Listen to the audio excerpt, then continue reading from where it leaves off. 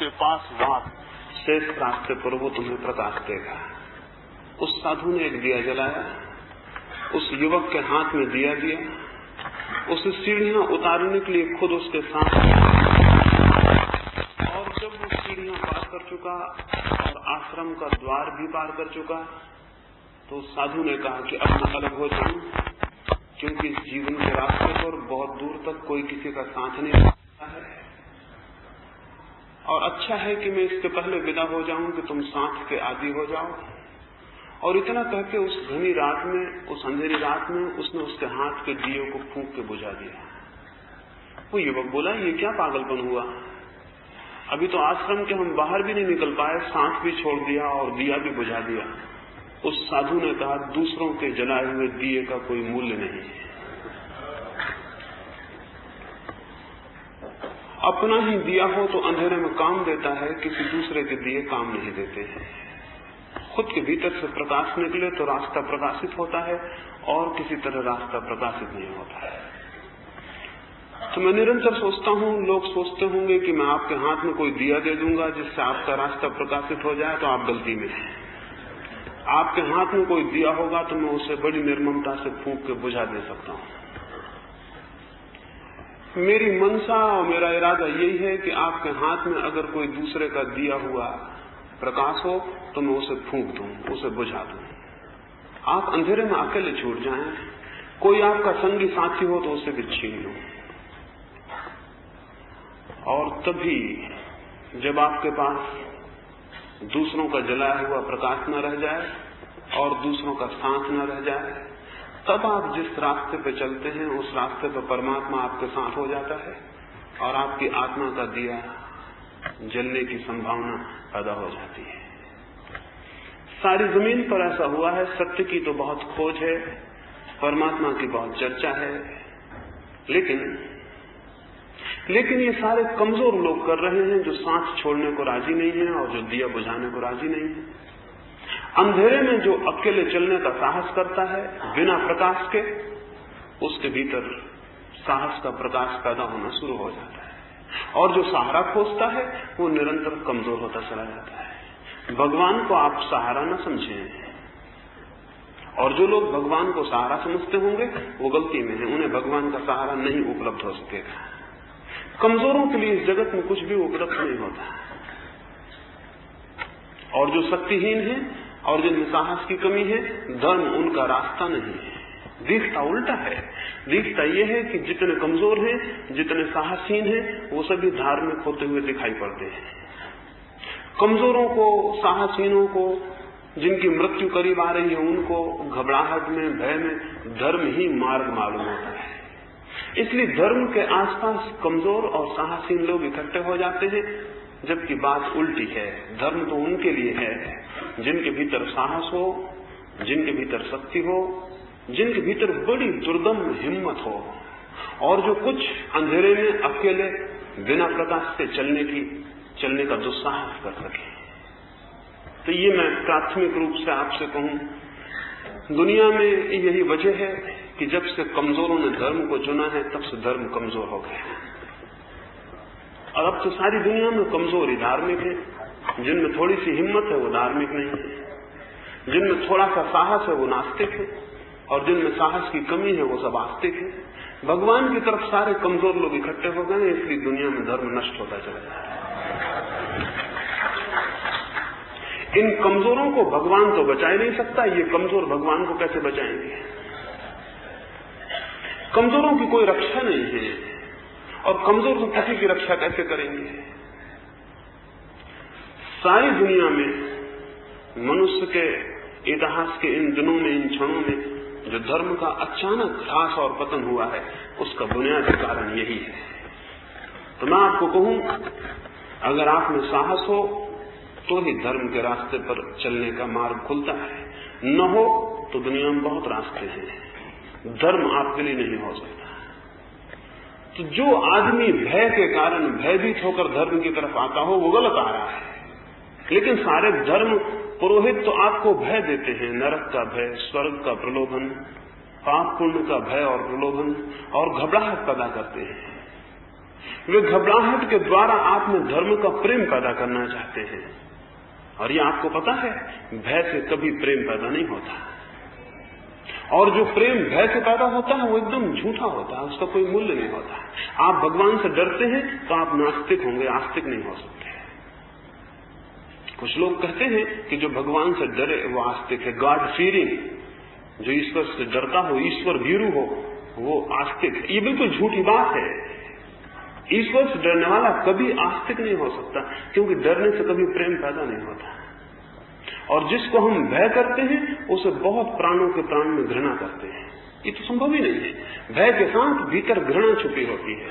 जो लोग भगवान से भयभीत हैं वो भगवान के शत्रु हैं और उनके मन में भगवान के प्रति घृणा होगी। तो मैं आपसे कहूं, ईश्वर से भय मत खाना। ईश्वर से भय खाने का कोई भी कारण नहीं है। इस सारे जगत में अकेला ईश्वर ही है जिससे भय खाने का कोई कारण नहीं। और सारी चीजें भय खाने की हो सकती हैं, लेकिन हुआ उल्टा है। और मैं बड़े बड़े धार्मिकों को ये कहते सुनता हूं, ईश्वर का भय खाओ, और ईश्वर के भय खाने से पुण्य पैदा होगा, और ईश्वर के भय खाने से सच्चरित्रता पैदा होगी। ये निहायत झूठी बातें हैं। भय से कहीं सदाचार पैदा हुआ है?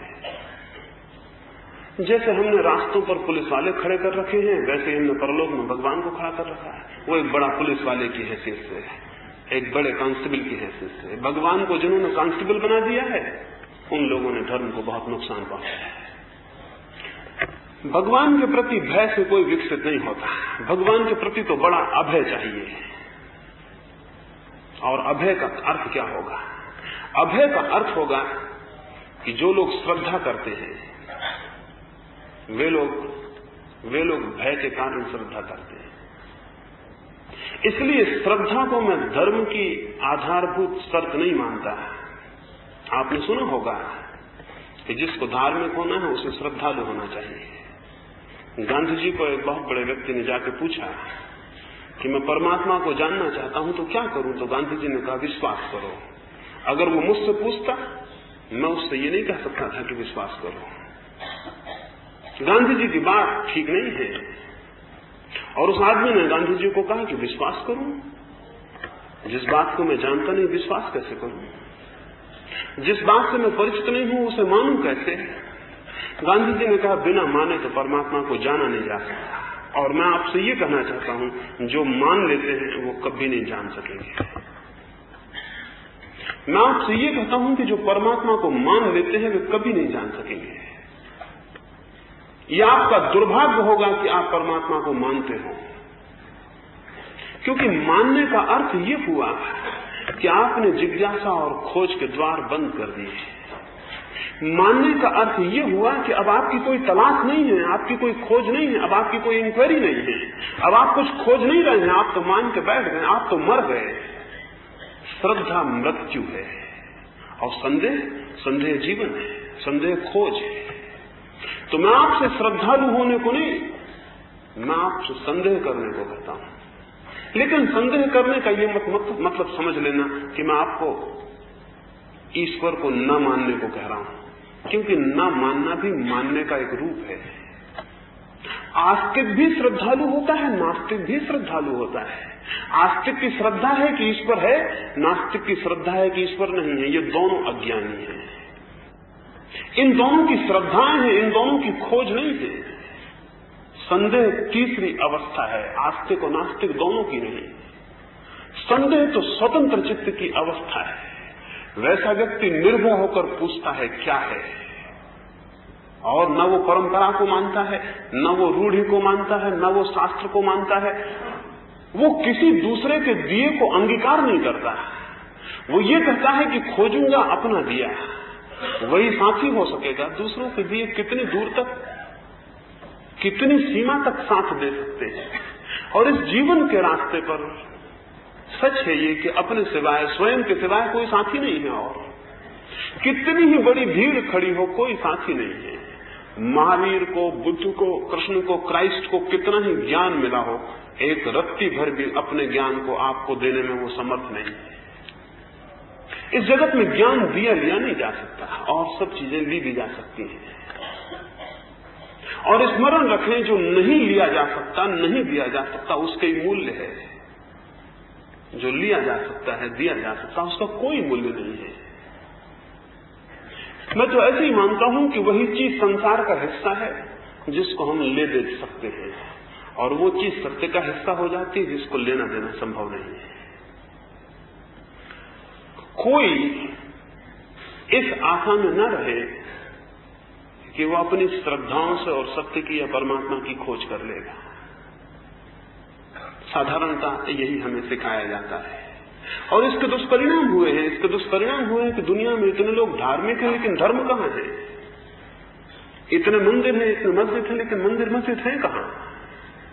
कल रात में बात करता था, एक सन्यासी के पास मेरा एक मित्र मिलने गया। उस सन्यासी ने कहा कि मंदिर जाते हो? उस मेरे मित्र ने कहा, मंदिर है कहां? हम तो जरूर जाएं, कोई मंदिर बता दे। वो सन्यासी हैरान हुआ। वो सन्यासी तो मंदिर में ही ठहरा हुआ था। वो सन्यासी ने कहा, ये जो देख रहे हो ये क्या है? उस युवक ने कहा, ये तो मकान है, मंदिर कहां? ये तो मकान है। और उस युवक ने कहा कि सारी जमीन पर जिनको लोग मंदिर और मस्जिद कहते हैं वो मकान है, मंदिर कहां है? और जिनको आप मूर्तियां कह रहे हैं, जिनको आप भगवान की मूर्तियां कह रहे हैं, कैसी आत्म प्रवंचना है, कैसा धोखा है। मिट्टी और पत्थर को अपनी कल्पना से हम भगवान बना लेते हैं, जैसे कि हम भगवान के सृष्टा हैं। सुना था मैंने कि भगवान मनुष्यों का सृष्टा है, देखा ये कि आदमी मनुष्य भगवान के सृष्टा है, और हर एक आदमी अपनी अपनी शक्ल में भगवान को बनाए हुए बैठे। भगवान ने दुनिया को कभी बनाया नहीं, ये तो संदेह की बात है, लेकिन आदमी ने भगवान की खूब शक्लें बनाई है, ये स्पष्ट ही है। और जो भगवान आदमी का बनाया हुआ हो, उसे भगवान कहना आदमी के अज्ञान और अहंकार की घोषणा के सिवाय और कुछ भी नहीं। जो आदमी का बनाया हुआ हो, उसे भगवान कहना आदमी के अज्ञान और अहंकार की घोषणा के सिवाय और क्या है? कैसा धोखा आदमी अपने को दे सकता है। ये हमारा निम्नतम अहंकार है कि हम सोचते हो कि जो हम बनाते हैं वो भगवान हो सकता है।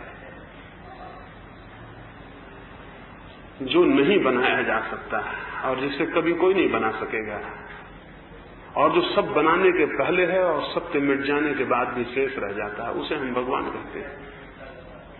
उसका मंदिर कहां से है, और उसकी मस्जिद कहां है, और उसके मानने वाले लोग कहां हैं?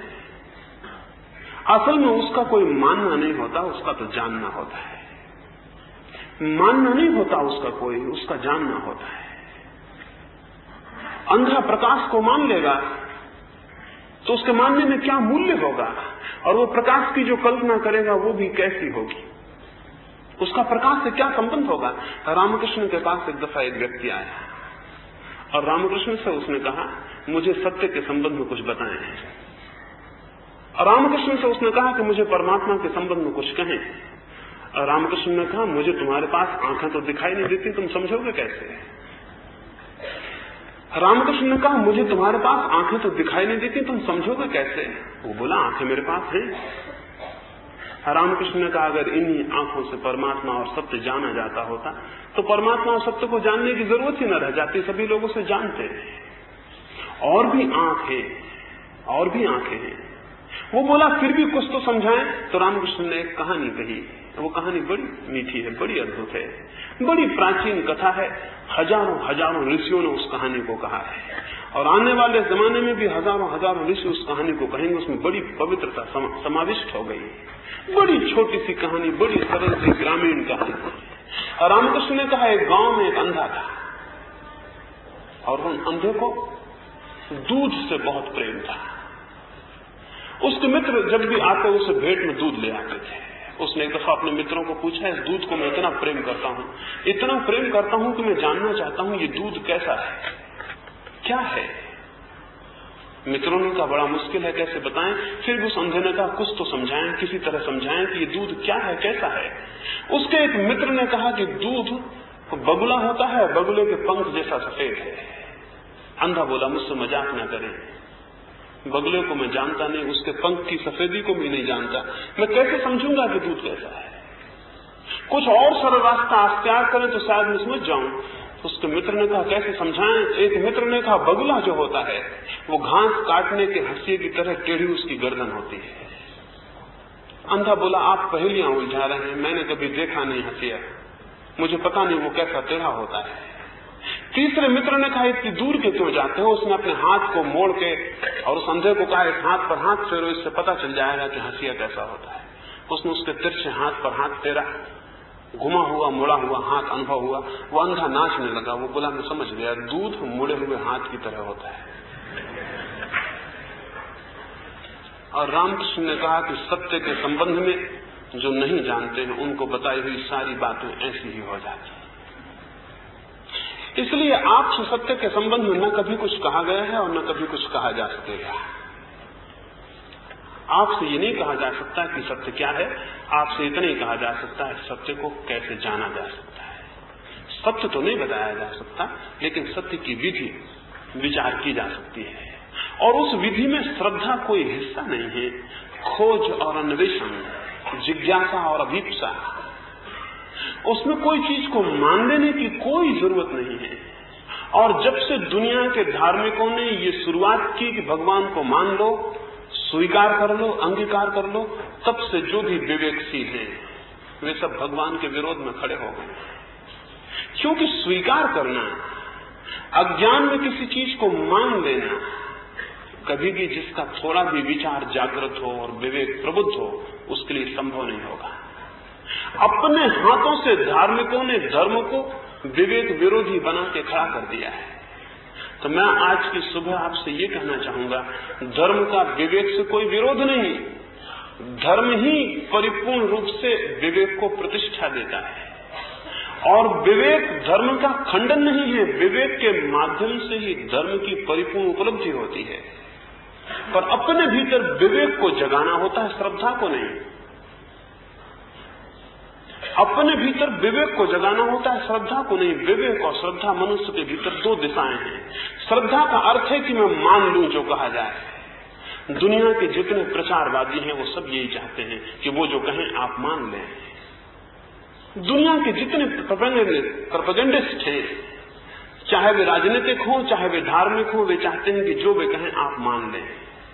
उनकी कही हुई बात में आप में कोई इंकार ना हो।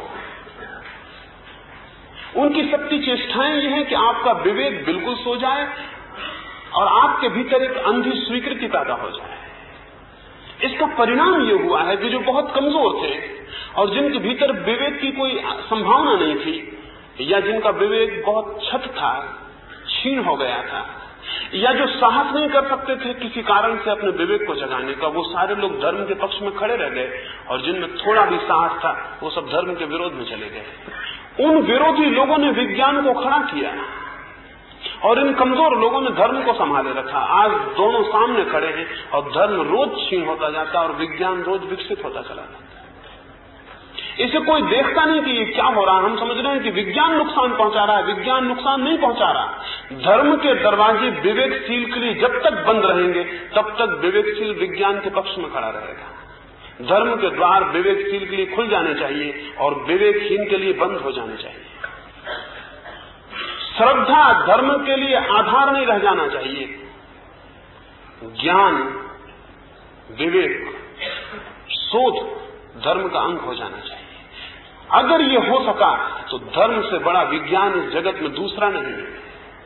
और जिन लोगों ने धर्म को खोजा और जाना है उनसे बड़े वैज्ञानिक नहीं हुए। उनकी अप्रतिम खोज है और मनुष्य के जीवन में उस खोज से बहुमूल्य कुछ भी नहीं है। उन सत्यों की थोड़ी सी भी झलक मिल जाए तो जीवन अपूर्व आनंद और अमृत से भर जाता है। तो मैं आपको कहूंगा, विवेक जागरण श्रद्धा नहीं, स्वीकार कर लेना नहीं, शोध करना, किसी दूसरे को अंगीकार कर लेना नहीं, स्वयं अपनी साधना और अपने पैरों पर खड़ा होना और जानना, चाहे अनेक जन्म लग जाएं।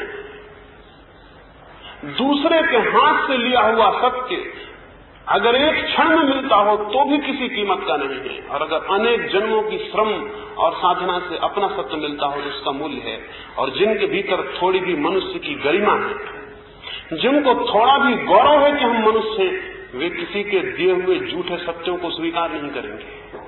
लेकिन हम सब झूठे सत्यों को स्वीकार किए बैठे हैं और हमने अच्छे अच्छे शब्द ईजाद कर लिए हैं जिनके माध्यम से हम अपनी श्रद्धा को जाहिर करते हैं।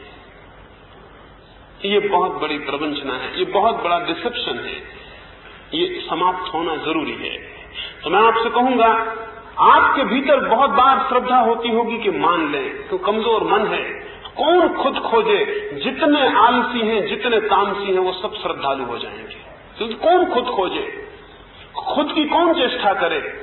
कृष्ण कहते हैं तो ठीक ही होगा, महावीर कहते हैं तो ठीक ही होगा, क्राइस्ट कहते हैं तो ठीक ही होगा। उन्होंने सारी खोज कर ली, हमें तो सिर्फ स्वीकार कर लेना है। ये वैसा ही पागलपन है जैसा कोई आदमी दूसरों को प्रेम करते देख के ये समझे कि मुझे प्रेम करने से क्या प्रयोजन, दूसरे लोग प्रेम कर रहे हैं, मुझे तो सब समझ लेना है, ठीक है। लेकिन दूसरों को प्रेम करते देख के क्या आप समझ पाएंगे प्रेम क्या है? इस जगत में सारे लोग प्रेम करते हो, मैं देखता रहूं तो भी मैं नहीं समझ पाऊंगा जब तक कि वो आंदोलन मेरे हृदय में न हो, जब तक कि वो किरणें मुझे आंदोलित न कर जाएं, जब तक कि वो हवाएं मुझे न छू जाएं, तब तक मैं प्रेम को नहीं जान सकूंगा। सारी दुनिया प्रेम करती हो तो किसी मतलब की नहीं है। ये सारी दुनिया बुद्ध, कृष्ण और क्राइस्ट से भरी पड़ी हो और मुझे सत्य का स्वयं अनुभव न होता हो तो मुझे कुछ पता नहीं चलेगा, कोई रास्ता नहीं है। सारी दुनिया में आंख वाले हों और मैं अंधा हूं तो क्या होगा? उनकी सबकी मिली हुई आंखें भी मेरी 2 आंखों के बराबर मूल्य नहीं रखती। इस दुनिया में 2 अरब लोग हैं, 3 अरब लोग हैं, 6 अरब आंखें हैं। एक अंधे आदमी की 2 आंखें का जो मूल्य है वो 6 अरब आंखों का नहीं है। मैं आपको ये कहना चाहूंगा, अपने भीतर श्रद्धा की जगह विवेक को जगाने के उपाय करने चाहिए। और विवेक को जगाने के क्या नियम हो सकते हैं उस संबंध में थोड़ी सी बात आपसे कहूं। पहली बात, जन्म के साथ प्रत्येक मनुष्य को दुर्भाग्य से किसी न किसी धर्म में पैदा होने का मौका मिलता है। जन्म के साथ हर मनुष्य को दुर्भाग्य से किसी न किसी धर्म में पैदा होने का मौका मिलता है। दुनिया अच्छी होगी तो हम ये दुर्भाग्य कम कर सकेंगे, लेकिन अभी ये है। और तब परिणाम ये होता है कि जब उसमें विवेक का कोई जागरण नहीं होता, बाल मन होता है, चुपचाप चीजें स्वीकार कर लेने की मनस्थिति होती है, तब सारे धर्मों के सत्य उसके मन में प्रविष्ट करा दिए जाते हैं। तब उसके मन में सारी बातें डाल दी जाती हैं, वो उन पर श्रद्धा करने लगता है। मैं एक गांव में गया, वहां एक अनाथालय में देखने गया, वहां कोई 50 बच्चे थे। उस अनाथालय के संयोजक ने मुझे कहा कि इनको हम धार्मिक शिक्षा भी देते हैं। मुझे ये समझ के कि मैं साधु जैसा हूं, उसने सोचा ये खुश होंगे कि हम इनको धर्म की शिक्षा देते हैं। मैंने कहा इससे बुरा काम दूसरा नहीं है दुनिया में, क्योंकि धर्म की शिक्षा आप क्या देंगे? धर्म की कोई शिक्षा होती? धर्म की साधना होती, शिक्षा नहीं होती। अभी मैं सुनता हूं कि एक बहुत बड़े मनोवैज्ञानिक ने वहां अमेरिका में एक संस्था डाली जहां वो प्रेम की शिक्षा देते हैं। ये तो बड़ी बेवकूफी की बात है, ये तो बड़ी मूर्खतापूर्ण बात है। और उस संस्था से जो लोग प्रेम की शिक्षा लेकर निकलेंगे, इस जगत में वो प्रेम कभी नहीं कर पाएंगे। इसको स्मरण रखें। कैसे प्रेम करेंगे? वो जब भी प्रेम करेंगे तभी शिक्षा बीच में आ जाएगी, और जब उनके भीतर प्रेम उठेगा तब उनके सिखाए हुए ढंग बीच में आ जाएंगे और वो अभिनय करने लगेंगे, प्रेम नहीं कर सकेंगे। जब भी उनके हृदय में कुछ कहने को होगा तब वो उन किताबों को कहेंगे जिनमें लिखा हुआ है कि प्रेम की बातें कैसी कहनी चाहिए। और तब वैसा आदमी जो प्रेम में शिक्षित हुआ है प्रेम से वंचित हो जाएगा। और यही मैं कहता हूं, जो आदमी धर्म में शिक्षित होगा वो धर्म से वंचित हो जाएगा, क्योंकि धर्म तो प्रेम से भी बड़ी गूढ़ और बड़ी रहस्य की चीज है। प्रेम को तो कोई सीख भी ले, धर्म को कैसे सीख सकेगा? धर्म की कोई लर्निंग नहीं होती। ये कोई गणित थोड़ी है, कोई फिजिक्स थोड़ी है, कोई भूगोल थोड़ी है कि आपने समझा दिया और लोगों ने याद कर लिया और परीक्षा दे दी। धर्म की कोई परीक्षा हो सकती है? अगर धर्म की परीक्षा नहीं हो सकती तो शिक्षा भी नहीं हो सकती। जिस चीज की परीक्षा हो सके उसकी ही शिक्षा हो सकती है। तो मैंने उनसे कहा, ये तो आप बड़ा बुरा कर रहे हैं, इन बच्चों के मन में बड़ा नुकसान पहुंचा रहे हैं, क्या शिक्षा देते होंगे? वो बोले, आप क्या कहते हैं? अगर धर्म की शिक्षा न होगी तो लोग बिल्कुल बिगड़ जाएंगे। मैंने कहा, दुनिया में इतनी धर्म की शिक्षा है, लोग बने हुए दिखाई पड़ रहे हैं। दुनिया में इतनी धर्म की शिक्षा है, जितनी बाइबल बिकती है कोई किताब नहीं बिकती, जितनी गीता पढ़ी जाती है कोई किताब नहीं पढ़ी जाती, जितने रामायण के पाठ होते हैं कौन सी किताब के होते होंगे, कितने सन्यासी हैं, कितने साधु हैं, एक एक धर्म के कितने प्रचारक हैं। कैथोलिक ईसाइयों के प्रचारकों की संख्या 11 लाख है। और इसी तरह सारे दुनिया के धर्म प्रचारकों की संख्या। ये इतना प्रचार, इतनी शिक्षा, इसके बाद आदमी कोई बना हुआ तो मालूम नहीं होता। इससे बिगड़ी और शक्ल क्या होगी जो आदमी की आज है। तो मैं आपको ये कहना चाहूं, धर्म शिक्षा से आदमी नहीं ठीक होगा। मैंने उनसे कहा तो गलत बात है, फिर भी मैं समझूं आप क्या शिक्षा देते होंगे। उन्होंने कहा आप इनसे कोई भी प्रश्न पूछिए, ये हर प्रश्न का उत्तर देंगे। मैंने कहा यही दुर्भाग्य है, सारी दुनिया में किसी से पूछिए ईश्वर है, कोई भी कह देगा है। यही खतरा, जिनको कोई पता नहीं वो कहते हैं। और इसका परिणाम ये होगा कि वो धीरे धीरे अपने इस उत्तर पर खुद विश्वास कर लेंगे कि ईश्वर है, और तब उनकी खोज समाप्त हो जाएगी। मैंने उन बच्चों को पूछा आत्मा है, वो सारे बच्चे बोले है। उनके संयोजक ने पूछा आत्मा कहाँ है, उन सब ने अपने हृदय पर हाथ रखा, और कहा यहाँ। मैंने एक छोटे बच्चे से पूछा हृदय कहाँ है, वो बोला ये हमें सिखाया नहीं गया, ये हमें बताया नहीं गया।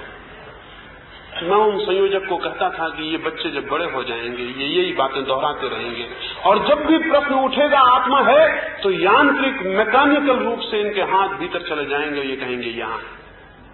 ये बिल्कुल झूठा हाथ होगा जो सीखे की वजह से चला जाएगा। आपके जितने उत्तर हैं परमात्मा के संबंध में, धर्म के संबंध में, वो सब सीखे हुए हैं। विवेक जागरण के लिए पहली शर्त है जो भी सीखा हुआ हो सत्य के संबंध में उसे कचरे की भांति बाहर फेंक देना। जो आपके माँ बाप ने, आपकी शिक्षा ने, आपकी परंपरा ने, आपके समाज ने सिखाया हो, उसे कचरे की तरह बाहर फेंक देना। धर्म इतनी ओछी बात नहीं है कि कोई सिखा सके।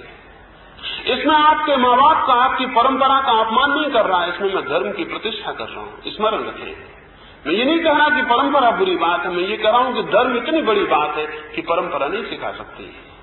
मैं ये कह रहा हूं कि धर्म इतनी बड़ी बात है कि कोई माँ बाप नहीं सिखा सकते। मैं ये कह रहा हूं कि धर्म इतनी बड़ी बात है कि कोई पाठशाला नहीं सिखा सकती। जो लोग समझते हैं कि सिखाया जा सकता है धर्म, उनको धर्म की महिमा का पता नहीं। पहली बात है जिज्ञासा, स्वतंत्र जिज्ञासा, और जो सिखाया गया है उसे कचरे की भांति फेंक देने की जरूरत है। इसके लिए साहस चाहिए। अपने वस्त्र छोड़ के नग्न हो जाने के लिए उतने साहस की जरूरत नहीं है जितनी साहस की जरूरत उन मन के वस्त्रों को छोड़ने के लिए है जो परंपरा आपको सिखा देती है, और उन ढांचों को तोड़ने के लिए है जो समाज आपको दे देता है।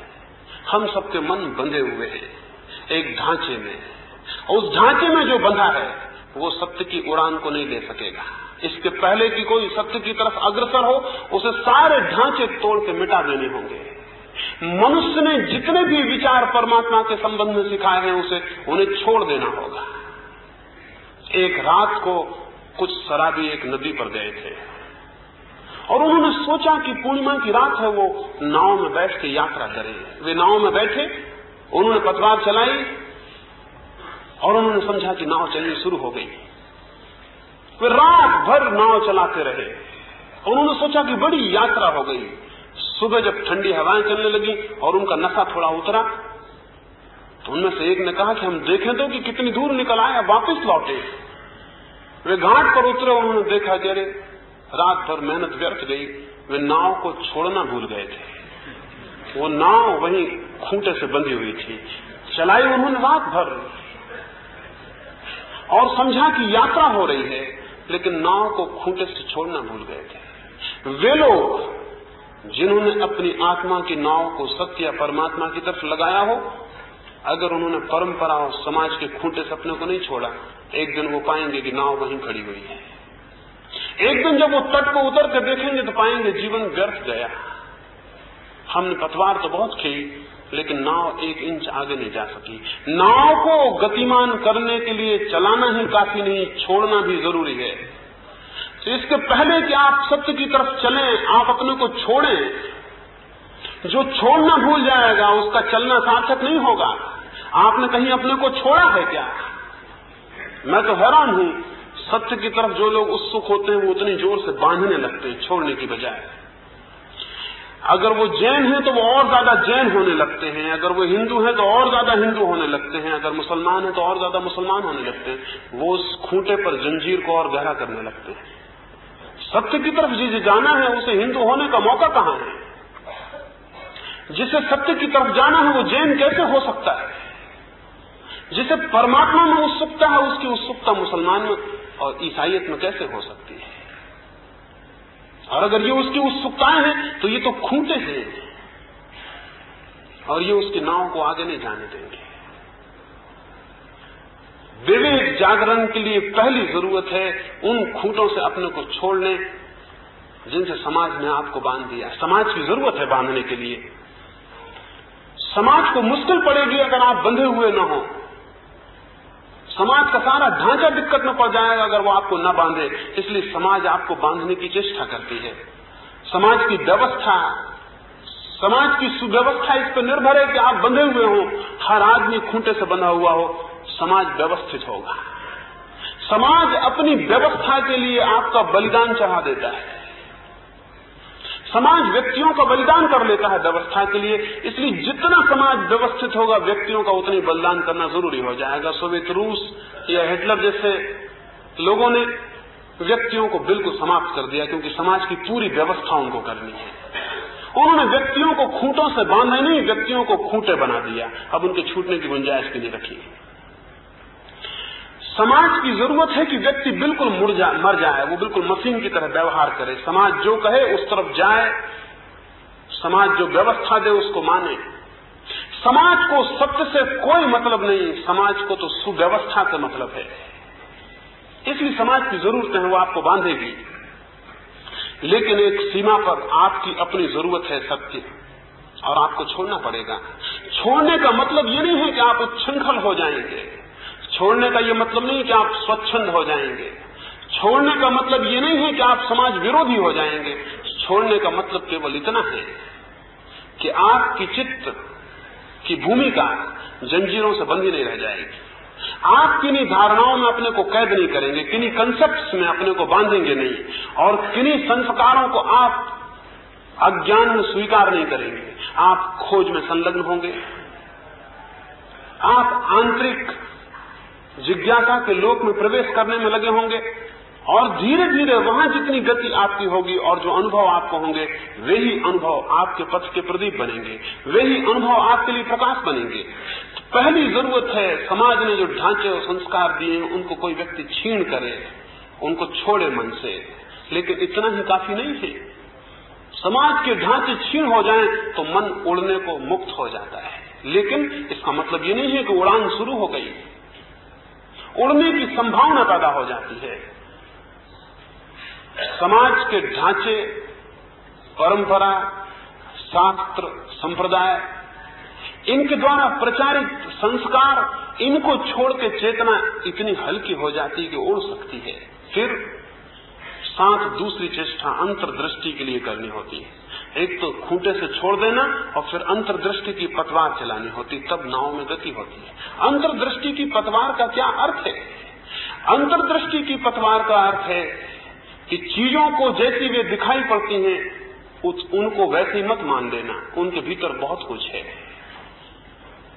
एक आदमी मर जाता है, हमने कहा आदमी मर गया।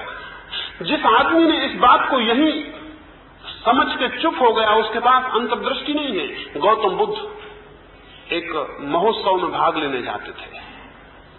रास्ते पर उनके रथ में उनका सारथी था और वो थे, और उन्होंने एक बूढ़े आदमी को देखा। वो उन्होंने पहला बूढ़ा देखा।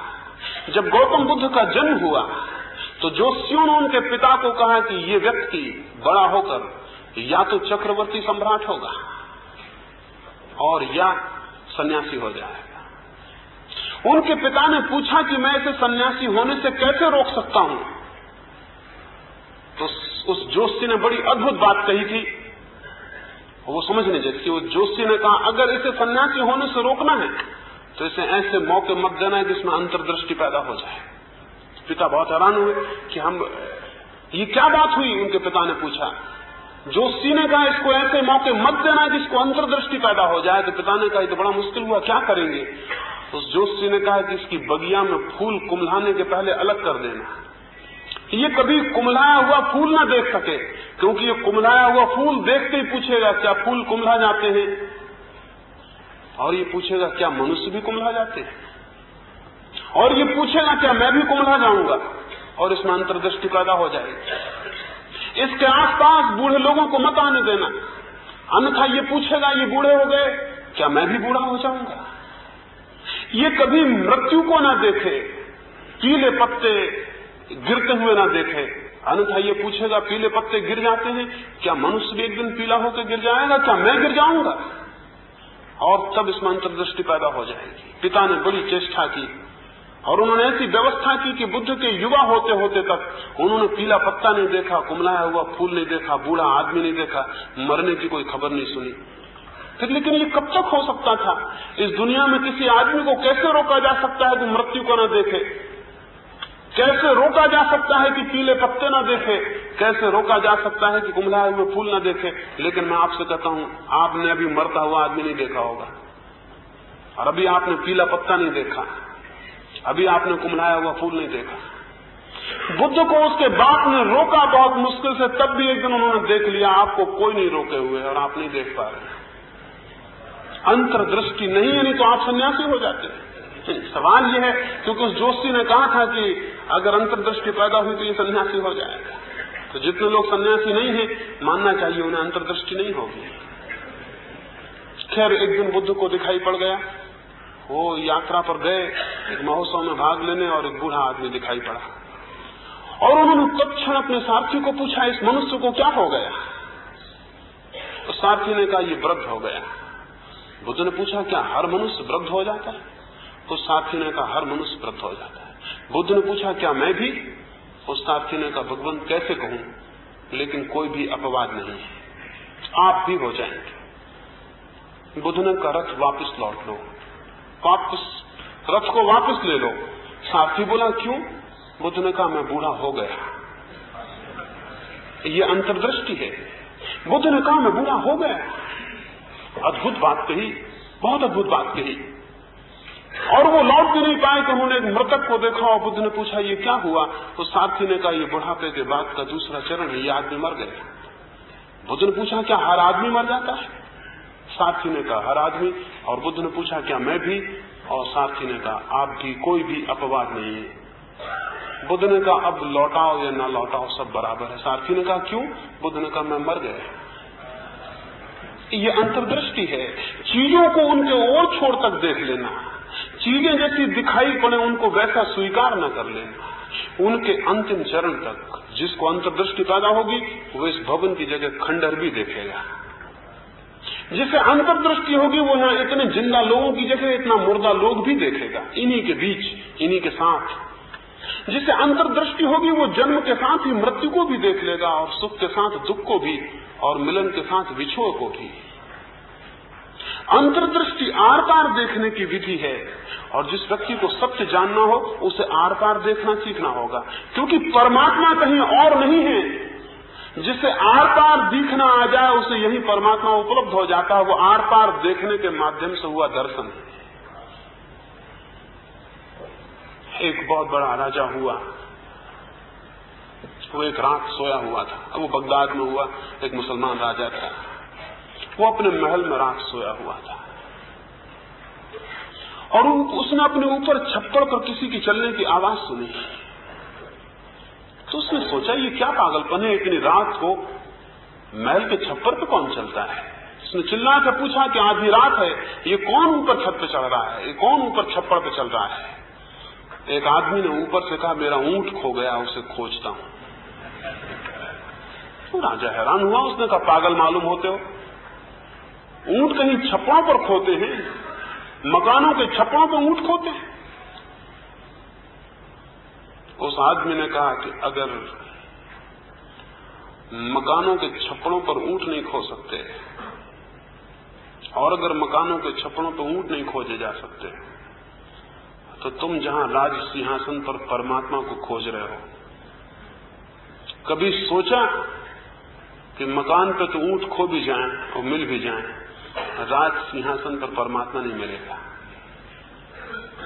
राजा बहुत हैरान हुआ। उसने बहुत कोशिश की उस फकीर को, कौन आदमी था जिसने ऊपर से ये बात की खुजवाया जाए।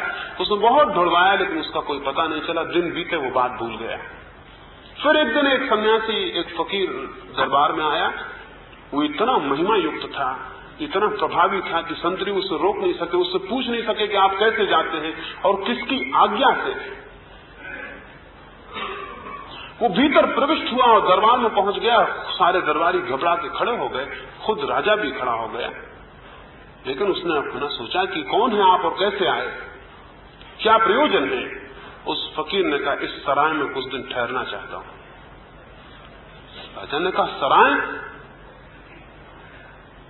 अशिष्ट बात बोल रहे हो, थोड़े शिष्टाचार का भी बोध नहीं। ये मेरा महल है, मेरा निवास है।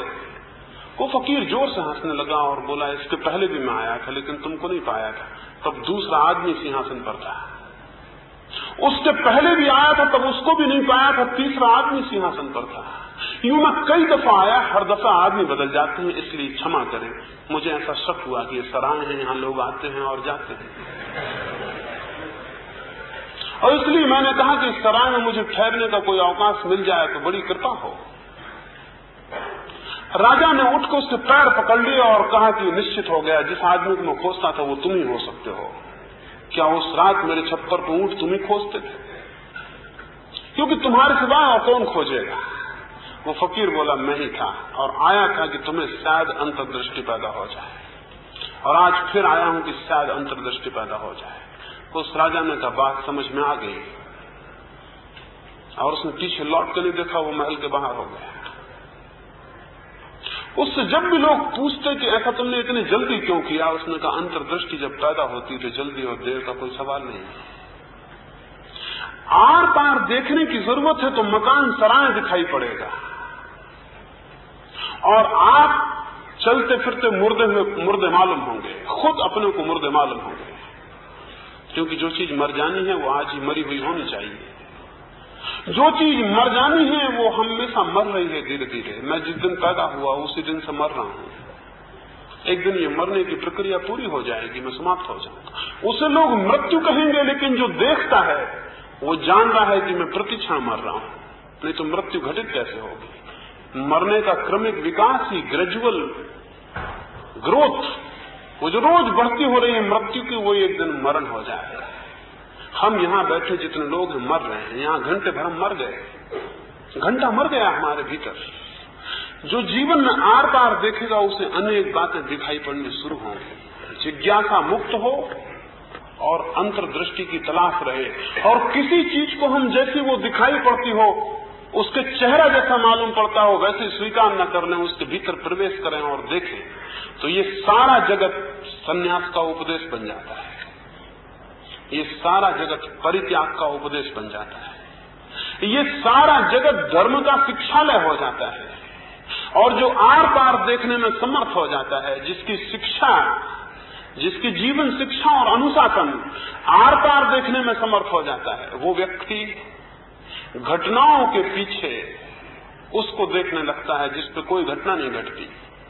वो व्यक्ति परिवर्तन के पीछे उसको अनुभव करने लगता है जिसमें कोई परिवर्तन नहीं होता। वो व्यक्ति जड़ता के पीछे उसको देखने लगता है जो चैतन्य है। उस व्यक्ति की जैसे जैसे क्षमता गहरी होती जाती है, वो अनित्य के पीछे नित्य को और सामयिक के पीछे शाश्वत का दर्शन करने लगता है। जब उसे सारे तथ्यों के पीछे वो शाश्वत मिल जाता है, वो सनातन मिल जाता है, जिसके पार देखना असंभव है, उस बिंदु का नाम ईश्वर है। जिसके पार देखना असंभव है, जिसके पार देखा जा सकता है उसका नाम संसार है, और जिसके पार नहीं देखा जा सकता उसका नाम सत्य है। जहां तक हमारी दृष्टि प्रवेश कर सकती है, जहां तक दृष्टि को गति है वहां तक संसार है, और जहां दृष्टि की अगति हो जाती है, जहां दृष्टि आगे जा ही नहीं सकती, अंतिम क्षण आ जाता है, अंतिम बिंदु आ जाता है, जिसके पार दृष्टि शून्य हो जाती है, जिसके पार देखने को कुछ रह नहीं जाता, उस जगह का नाम सत्य है, उस जगह का नाम परमात्मा है। उसे जो मंदिर में खोज रहा है वो नासमझ है। मंदिर के तो पार देखा जा सकता है, वो तो संसार का हिस्सा है। जो उसे शास्त्र में खोज रहा है वो नासमझ है। शास्त्र के तो पार देखा जा सकता है, शास्त्र तो पदार्थ का हिस्सा है। परमात्मा को तो वहां खोजना होगा जिसके पार नहीं देखा जा सके। कौन सी चीज है ऐसी जिसके पार आप नहीं देख सकते? अगर आप अपने भीतर प्रविष्ट होंगे तो आपके सिवाय ऐसी कोई चीज नहीं जिसके पार आप नहीं देख सकते। हर चीज के पार देखा जा सकता है सिवाय आपको छोड़ के। जब आप भीतर प्रविष्ट होंगे तो आपको अपने ही भीतर एक बिंदु उपलब्ध होगा जिसके आर पार कहीं नहीं देखा जा सकता। वो दृष्टा का बिंदु, जो देख रहा है उसको ही केवल देखा नहीं जा सकता है। जो देख रहा है इस जगत में उसको ही केवल देखा नहीं जा सकता। उस बिंदु पर स्थिर होकर व्यक्ति सत्य को अनुभव करता है, परमात्मा को अनुभव करता है। और उस दिन जो प्रकाश उसमें उत्पन्न होता है, उस दिन जो अनुभूति उसे स्पष्ट होती है, उस दिन जो दिखाई पड़ता है, उस दिन जो प्रतीति में आता है, वो उसके सारे जीवन को बदल देता है। उसके बाद मृत्यु नहीं रह जाती, क्योंकि उसे जान के वो जानता है कि अमृत है। उसके बाद कोई दुख नहीं रह जाता, क्योंकि उसे जान के वो जानता है कि सब आनंद है। उसके बाद ये सारा जगत सच्चिदानंद रूप परिणत हो जाता है। ऐसी परिणति को साहसी उपलब्ध होते हैं। ऐसी परिणति को दुर्दम साहसी उपलब्ध होते हैं, दुस्साहसी उपलब्ध होते हैं, जो सब छोड़ के अनंत के सागर में अपनी नाव को खेते हैं, जो सारे खूंटे तोड़ के अज्ञात सागर में अपने को छोड़ देते हैं, अनजान कहां जाएंगे कुछ पता नहीं। जिन्हें तटों का मोह है वो सत्य को नहीं पा सकते। जिन्हें मझधार में डूब जाने का साहस है, जिन्हें किनारों का कोई मोह नहीं, जो मझधार को ही किनारा मान सकते हैं, जो बीच सागर को भी सहारा मान सकते हैं, केवल उनके लिए ही सत्य की खोज है। ईश्वर ऐसा साहस पैदा करे, ईश्वर ऐसी हिम्मत दे, ईश्वर ऐसा दुर्दम बोध, ऐसी अंतर्दृष्टि, ऐसी जिज्ञासा उत्पन्न करे तो हम इस सारी दुनिया में फिर से धर्म को प्रतिष्ठित करने में समर्थ हो जाएंगे। जो धर्म वीरों का था वो वृद्धों का बना हुआ है, जो धर्म साहसियों का था वो आलसियों का बना हुआ है। जिस धर्म पर केवल वे ही चाहते थे जो पर्वतों में अपने को अकेले खो देने का साहस रखते हैं, जिन्हें मृत्यु का कोई प्रश्न नहीं, वो उनका बना हुआ है जो मृत्यु से बहुत भयभीत हैं, बहुत डरे हुए हैं और जो धर्म में अपना बचाव खोजते हैं। धर्म कोई सुरक्षा नहीं है, धर्म कोई बचाव नहीं है। धर्म को इस अर्थों में शरण मत समझना। धर्म तो आक्रमण है, और जो लोग आक्रमण करते हैं सत्य पर, जो उसे विजय करते हैं, वे ही केवल उसे उपलब्ध होते हैं। ईश्वर ऐसी सद्बुद्धि दे, ऐसा साहस दे, ऐसी हिम्मत दे, आनंद सागर में आप अपनी नाव को छोड़ सके तो किसी दिन, किसी क्षण, किसी सौभाग्य के क्षण में कोई अनुभूति आपके जीवन को उपलब्ध होगी जो आपको परिपूर्ण बदल देगी, जो आपकी सारी दृष्टि को बदल देगी। संसार तो यही होगा लेकिन आप बदल जाएंगे, सब कुछ यही होगा लेकिन आप दूसरे हो जाएंगे।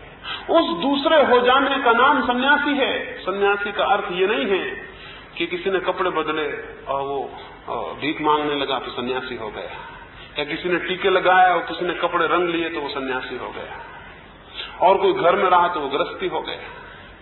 सन्यासी का ये अर्थ नहीं है।